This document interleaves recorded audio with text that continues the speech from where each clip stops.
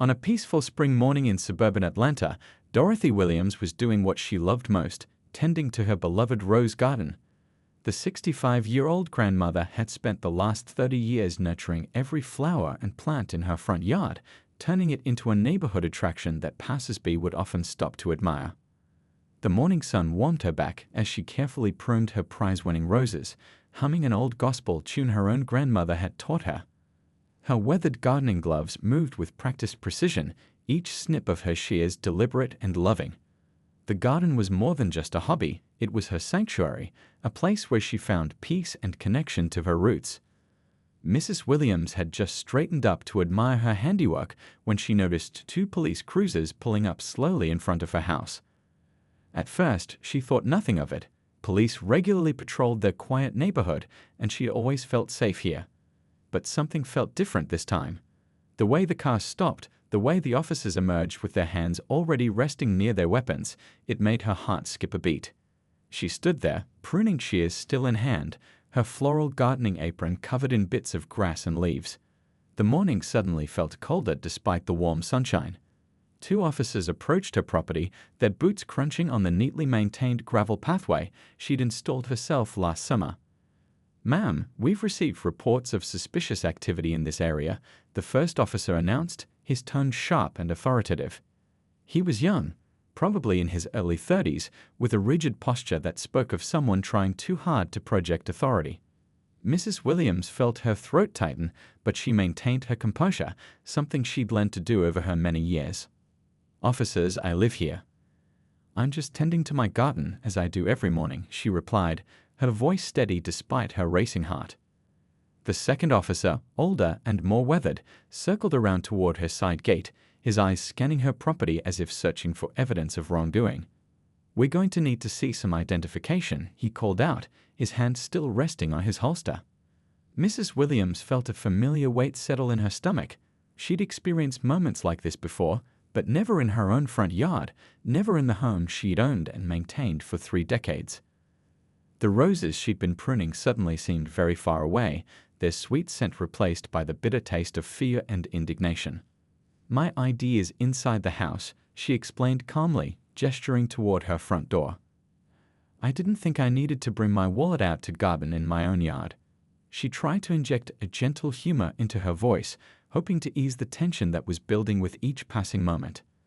The younger officer stepped closer, his boots now on her carefully maintained lawn. "How do we know this is really your property?" he demanded. "We've had reports of people casing houses in this neighborhood." Mrs. Williams felt her hands trembling slightly, but she kept them steady, slowly placing her gardening shears on the ground. She straightened up, all 5 feet 4 inches of her, and drew on the dignity that had carried her through countless challenging moments in her life. "Officers, I've lived here since 1993, she explained patiently. "My name is Dorothy Williams. My neighbors can confirm this. Mrs. Chen across the street has been my neighbor for 20 years. Mr. Rodriguez next door brings me tomatoes from his garden every summer," but the officers seemed unmoved by her explanation.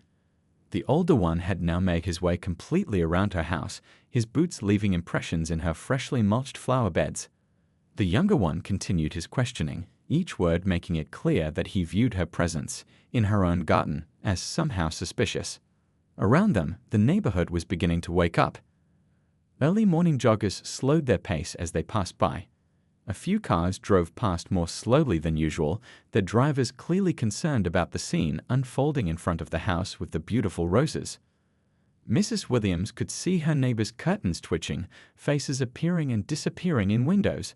She felt exposed, vulnerable, and increasingly angry, not just for herself, but for every person who'd ever experienced something similar. She thought about her grandchildren who often played in this very garden, about the lessons she wanted to teach them about standing up for themselves while staying safe. She thought about her late husband, who had helped her plant these roses, who had always told her to keep her head high no matter what. The situation was escalating, with the officers now demanding she produce documentation proving her ownership of the house. Their voices grew louder, their stance more aggressive. Mrs. Williams remained outwardly calm, though her heart was pounding so hard she could hear it in her ears. Just when the situation seemed about to reach a breaking point, she heard a familiar car engine, the distinctive sound of her son's hybrid SUV turning onto their street. A sense of relief washed over her, though she kept her expression neutral. Her son, a successful attorney who specialized in civil rights cases, visited her every Sunday morning for breakfast. Today, his timing couldn't have been better. As the SUV pulled up to the curb, Mrs. Williams allowed herself a small smile. She knew that what was about to unfold would change not just this moment, but potentially how such situations would be handled in their community in the future. The officers had no idea that their unwarranted harassment of a grandmother in her garden was about to become a pivotal moment in local police reform. Standing there in her garden, surrounded by the roses she'd nurtured for decades, Mrs. Williams drew strength from the knowledge that she wasn't alone. The morning sun continued to shine, its warmth touching the flowers around her, as her son's car door opened, about to transform this confrontation into something none of the officers could have anticipated. The wind rustled through her rose bushes, carrying their sweet scent across the yard, reminding her that this was her place, her home, a sanctuary. And she had every right to be there, pruning shears in hand, on this or any other morning. The tension in Mrs. Williams' front yard grew thicker with each passing moment. The officer's questions became more pointed, their tone increasingly hostile despite her continued calm and cooperative responses. The younger officer had moved even closer, his shadow now falling across her prized rose bushes. "If you live here, why don't you have your ID on you?" he demanded again, his voice carrying across the quiet morning street. "Everyone knows you should have identification on you at all times." Mrs. Williams took a slow, steady breath before responding.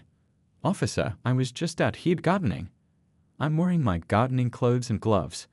My wallet is inside on my kitchen counter, right next to my morning coffee cup that's probably still warm." The older officer had completed his circuit of her property and rejoined his partner. "We've had reports of break-ins in this area," he stated, though Mrs. Williams knew this wasn't true. She served on the Neighborhood Watch Committee and hadn't heard of any recent incidents. More neighbors were emerging from their homes now, drawn by the commotion. Mrs. Chen, still in her morning robe, stood on her front porch across the street, her phone clearly visible in her hand. Mr. Rodriguez had come out to get his newspaper but hadn't moved from his driveway, watching the scene unfold with obvious concern. "Ma'am, step away from those gardening tools," the younger officer commanded, gesturing at her pruning shears lying on the ground. They could be used as weapons. Mrs. Williams felt a surge of indignation but kept her voice level. "Those are my rose pruners. I've had them for 15 years. They were a gift from my late husband."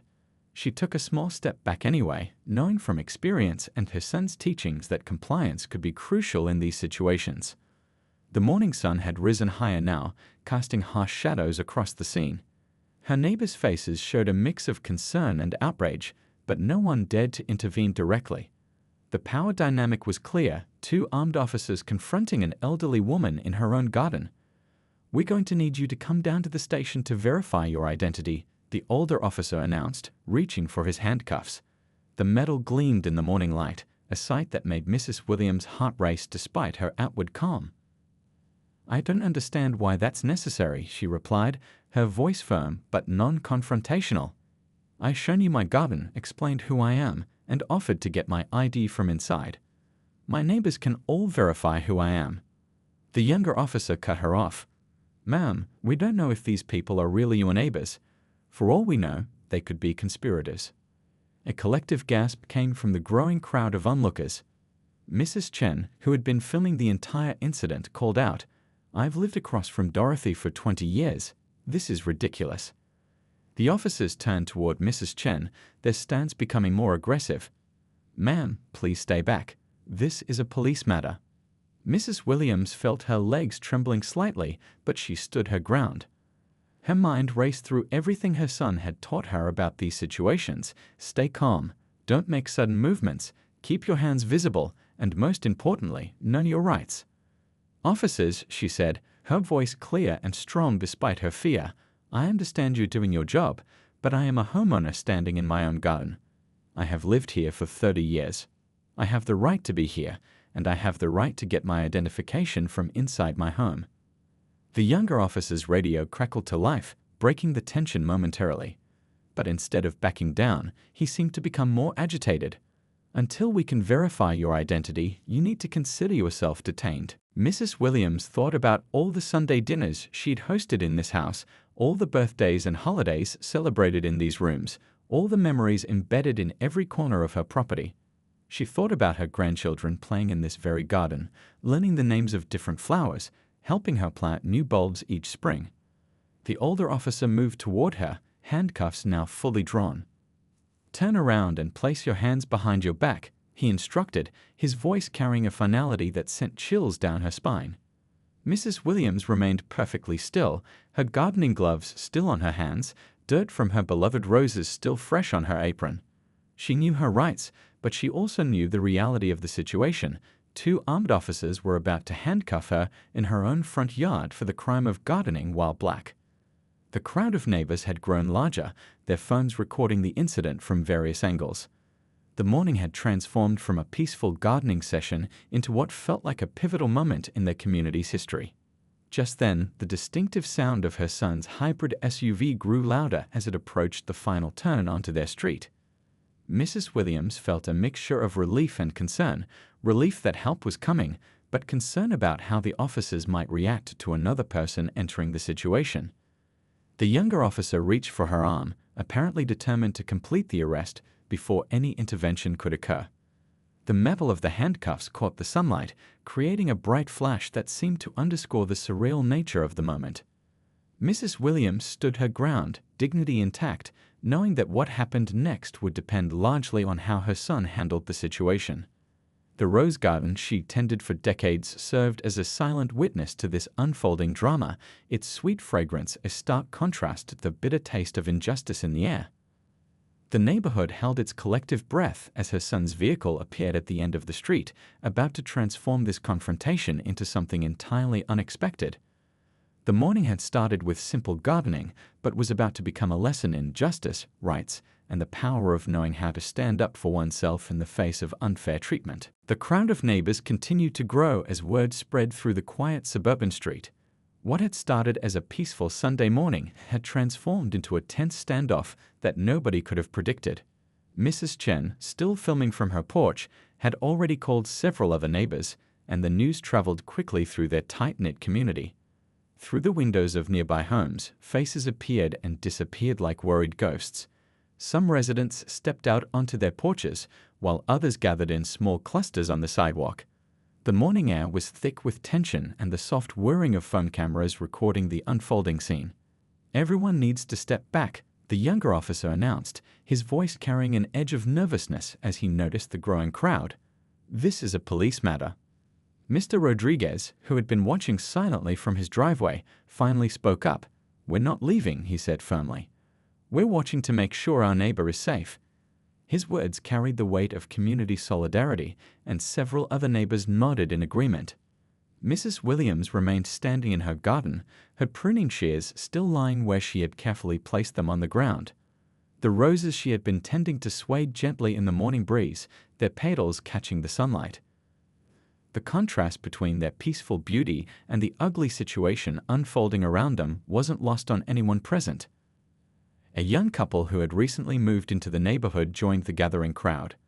The wife held her phone up, adding another camera to the dozen or so already recording. The husband stood with his arms crossed, his face a mask of disbelief as he watched 2 armed officers confronting an elderly woman in gardening clothes. "I've already called the local news," someone in the crowd announced. The statement seemed to make the officers even more agitated. The older officer shifted his weight from foot to foot, while the younger one's hand remained uncomfortably close to his weapon. Mrs. Williams could hear whispered conversations among her neighbors. Some were making phone calls, others were sending text messages, and a few were live streaming the incident on social media. The documentation of what was happening brought both comfort and concern, comfort in knowing there would be evidence, concern about how the officers might react to being recorded. "Look at her garden," an elderly voice called out from the crowd. "Does that look like the garden of someone who doesn't live here? She's out here every morning taking care of those flowers." Indeed, Mrs. Williams' garden was a testament to years of dedicated care. The roses were meticulously pruned, the beds were freshly mulched, and seasonal flowers bloomed in carefully planned arrangements. Every plant showed evidence of long-term, loving attention. The younger officer, perhaps feeling the pressure of the growing crowd and their cameras, became more insistent. "Ma'am, this is your last warning. Turn around and put your hands behind your back." A collective murmur of disapproval rippled through the onlookers. Mrs. Chen had moved closer, though still maintaining a safe distance. "I'm streaming this live," she announced loudly. "Everything is being recorded." The morning sun had risen higher, and the temperature was climbing, but nobody moved to leave. The community stood united, witnesses to what they all recognized as a clear injustice. Some neighbors had brought out bottles of water, passing them through the crowd as people continued to gather. Children peered out from behind their parents, watching with wide eyes as the scene unfolded. It was a harsh lesson in reality for them, seeing someone they knew as the nice lady with the beautiful garden being treated like a criminal for simply existing in her own space. The older officer spoke into his radio, requesting backup. The crowd's reaction was immediate. More phones came out, more neighbors arrived, and the circle of witnesses grew larger. The community's message was clear. They weren't going to stand by silently while one of their own was mistreated. Mrs. Williams maintained her dignified stance, drawing strength from the support of her neighbors. Her gardening gloves were still on her hands, a visual reminder of how this ordinary morning had spiraled into something so extraordinary. Through it all, the sweet scent of roses continued to fill the air, mixing with the tension and uncertainty.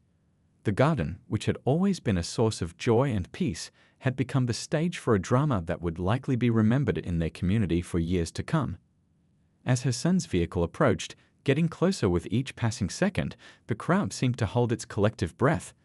The officers, now significantly outnumbered by concerned citizens with cameras, appeared increasingly uncertain about their next move. The morning light caught the badges on the officers' uniforms, creating small flashes of light that seemed to punctuate the gravity of the moment. The neighborhood had transformed into an impromptu courtroom, with dozens of witnesses ready to testify to the truth of what they were seeing. The sound of her son's approaching car grew louder, promising to bring this tense situation to its next critical phase. Whatever happened next would be witnessed, recorded, and remembered by an entire community that had come together to stand watch over one of their own. The roses Mrs. Williams had been tending continued their silent vigil, their beauty serving as a stark reminder of the peace that had been so suddenly shattered by prejudice and presumption. The morning had become a testimony to both the worst and the best of human nature, unfair treatment on one hand and unwavering community support on the other. The hybrid SUV turned onto the street, its quiet engine barely audible above the murmurs of the gathered crowd. Mrs. Williams' son pulled up smoothly to the curb, taking in the scene before him with the practiced eye of an experienced civil rights attorney. The sight of his elderly mother standing in her garden, surrounded by police officers with hands near their weapons, made his heart race, but years of courtroom experience had taught him to keep his emotions in check. He emerged from his vehicle with deliberate calm, his suit jacket draped over one arm, briefcase in hand. The morning sun glinted off his police-style body camera, a device he'd started wearing after handling one too many cases like this. As he approached, several neighbors nodded in recognition, knowing his reputation for handling tense situations. "Good morning, officers," he called out, his voice carrying the perfect blend of authority and professional courtesy. "I see you've met my mother. I trust everything is all right here." The question hung in the air, loaded with meaning. The younger officer shifted uncomfortably, suddenly aware that the situation had changed dramatically. The older officer straightened his posture, trying to maintain control of the situation. "Sir, this is a police matter. Please step back." "Actually," Mrs. Williams' son replied, setting his briefcase down carefully, "this is my mother's private property and I'm her attorney."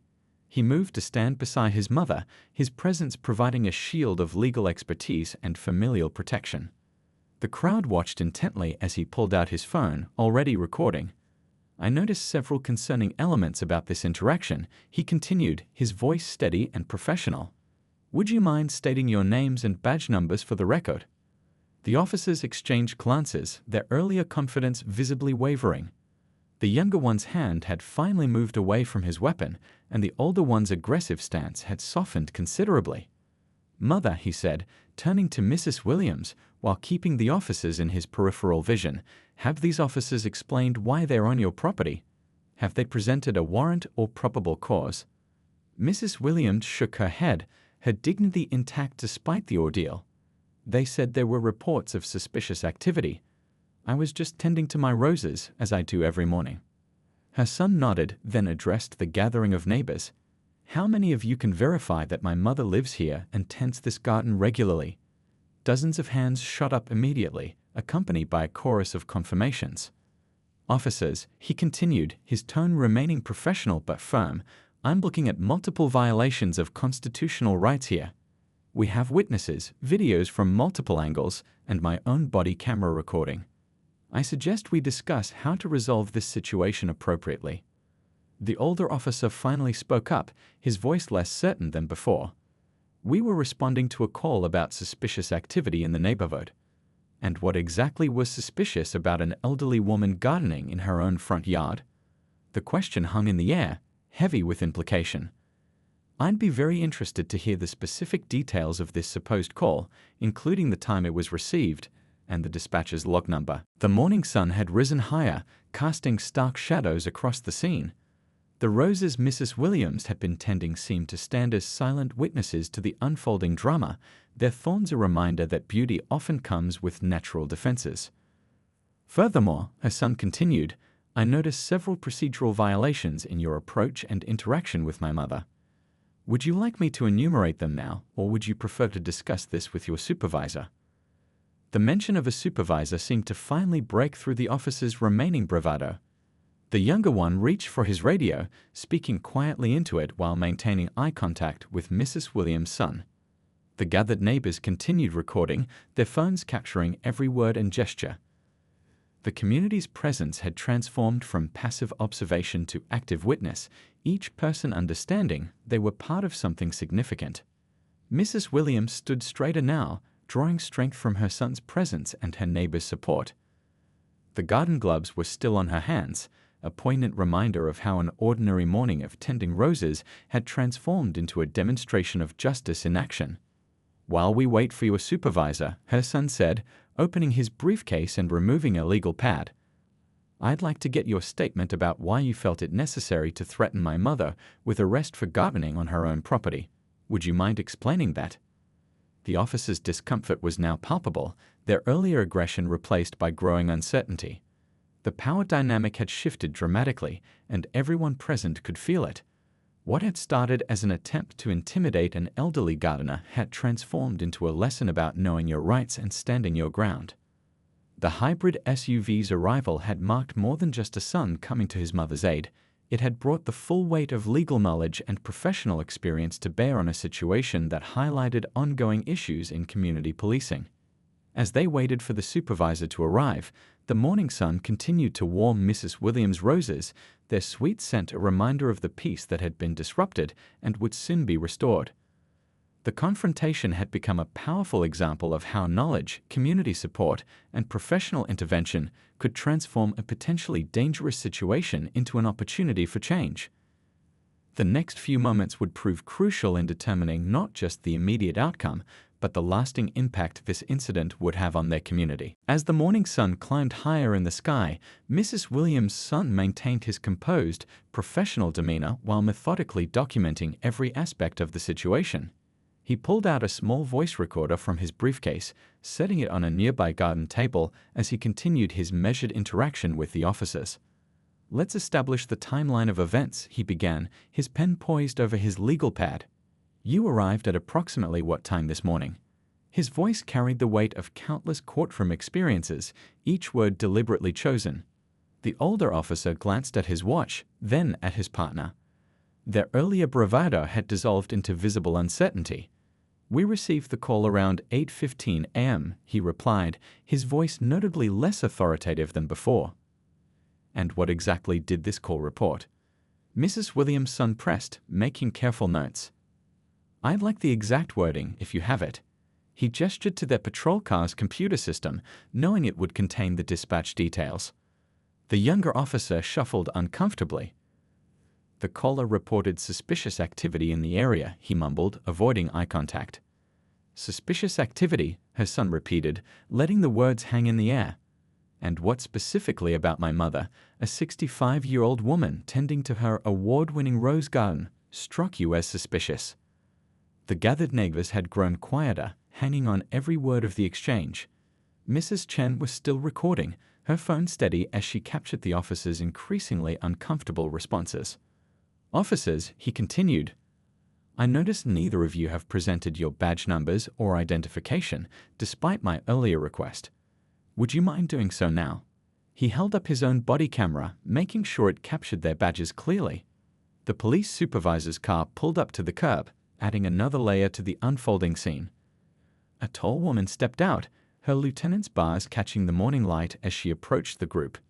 Mrs. Williams' son turned to address her, maintaining his professional composure. Lieutenant, I appreciate you joining us. I'm a civil rights attorney, and I've been documenting several concerning aspects of this interaction with my mother. He proceeded to outline the situation: an elderly woman gardening in her own yard, confronted without cause, threatened with arrest, and subjected to aggressive questioning, all while her neighbors watched and recorded.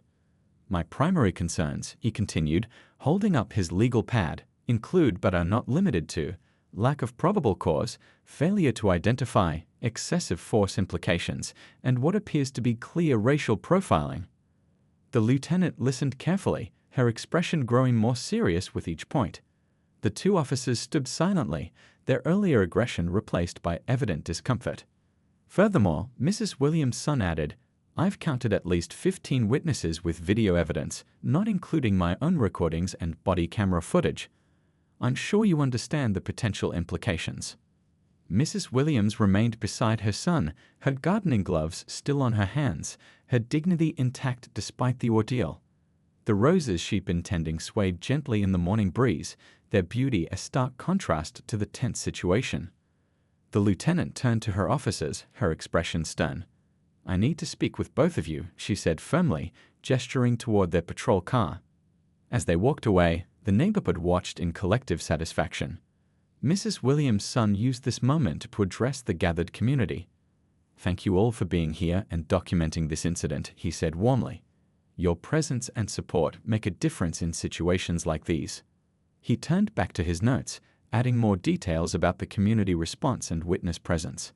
His meticulous documentation would ensure that this incident wouldn't be easily dismissed or forgotten. The morning had transformed from a simple gardening session into a powerful demonstration of community solidarity and legal expertise. The roses in Mrs. Williams' garden stood as silent witnesses to a moment that would likely bring about real change in their neighborhood. Lieutenant, he called out as she returned, I'd like to discuss appropriate next steps. This incident requires more than just an apology. It needs systemic change to prevent similar situations in the future. The gathered neighbors nodded in agreement, their phones still recording, their presence a testament to the power of community support. What had started as an attempt to intimidate had become a masterclass in standing up for one's rights with dignity and professionalism. The sun continued its climb in the sky, casting shorter shadows across Mrs. Williams' beloved garden. The sweet scent of roses mixed with the morning air, a reminder that beauty and justice could coexist, even in moments of confrontation. This was more than just an incident being resolved. It was a moment of transformation, where knowledge of the law, community support, and professional intervention came together to create positive change. The morning's events would likely become a teaching moment for both the police department and the community, showing how situations like these should be handled in the future. Mrs. Williams looked at her son with quiet pride, knowing that his presence had not just protected her, but might help protect others from similar experiences in the future.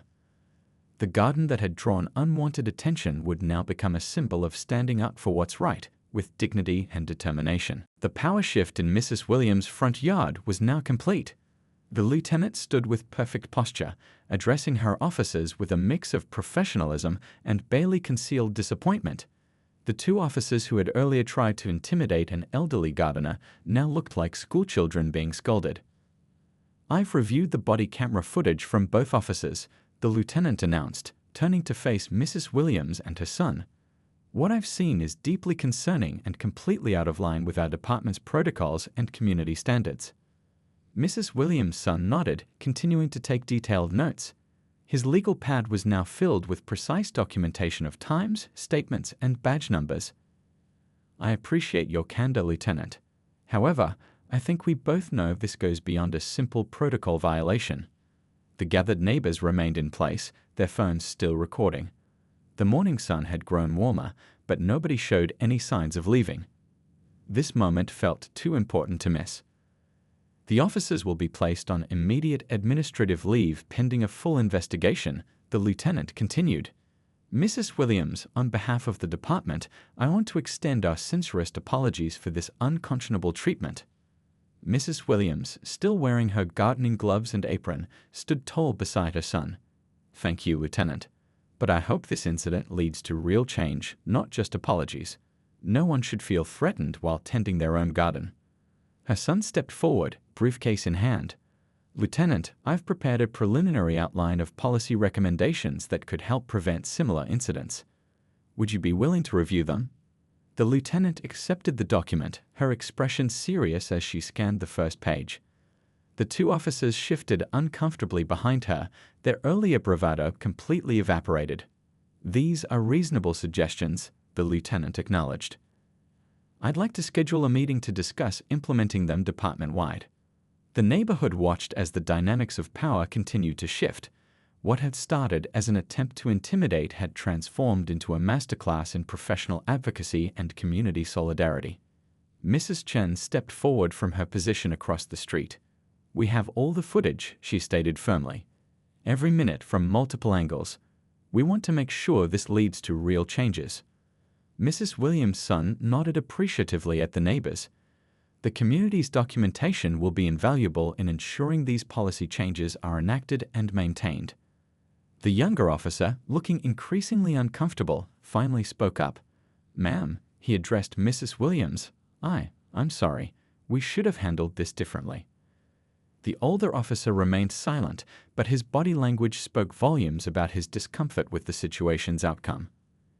"I accept your apology," Mrs. Williams replied with dignity, "but I hope you learn from this.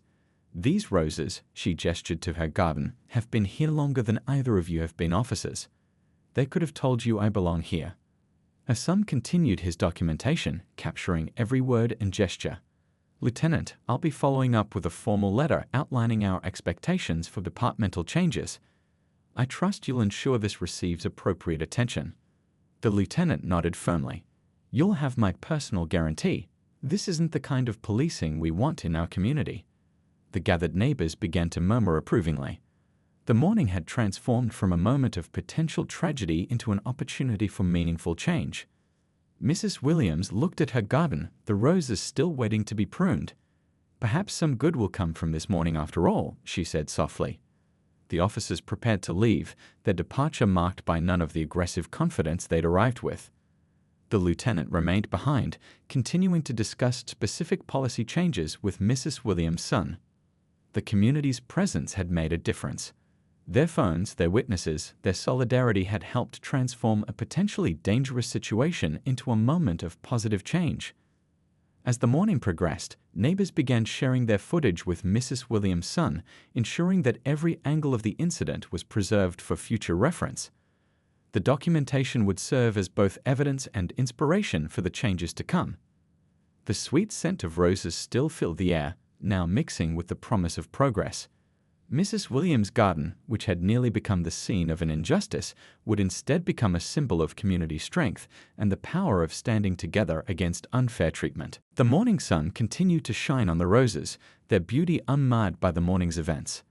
They stood as silent witnesses to a transformation, not just of a tense situation, but of how a community could come together to protect its own and demand better from those sworn to protect and serve. In the weeks following the incident in Mrs. Williams' garden, significant changes began taking root in the community. The morning that had started with fear and confrontation had blossomed into something far more meaningful, a catalyst for real reform and positive change. The local police department, under pressure from both community leaders and Mrs. Williams' son's legal documentation, implemented comprehensive new training programs. Officers were now required to complete enhanced community engagement courses and undergo regular bias awareness training. Mrs. Williams' garden became an unexpected symbol of resistance and unity.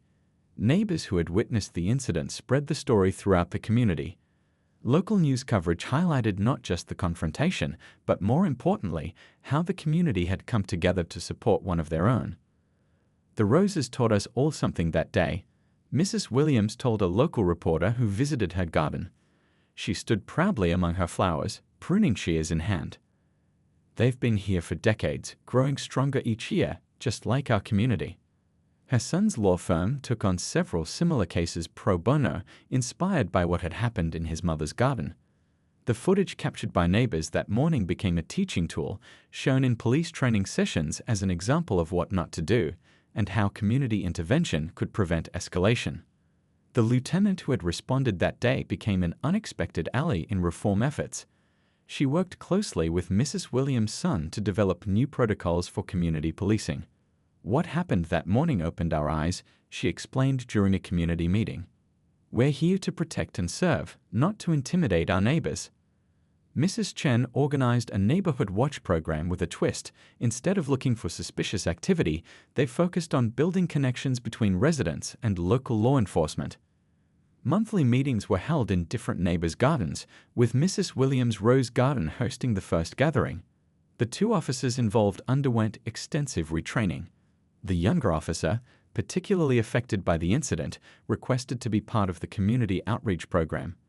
He often spoke about that morning as a turning point in his understanding of what it meant to truly serve the community. Local schools began inviting Mrs. Williams to speak about community solidarity and peaceful resistance. She would bring clippings from her rose garden, teaching children how to tend to flowers while sharing lessons about standing up for what's right. You see, she would tell the students, showing them how to properly prune a rose. Like these flowers, justice needs careful tending. It needs support to grow strong, and sometimes it has thorns to protect itself.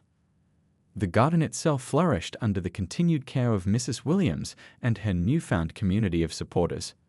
Neighbors would often stop by to help with weeding or just to chat, turning the space into an informal gathering place for discussions about community improvement.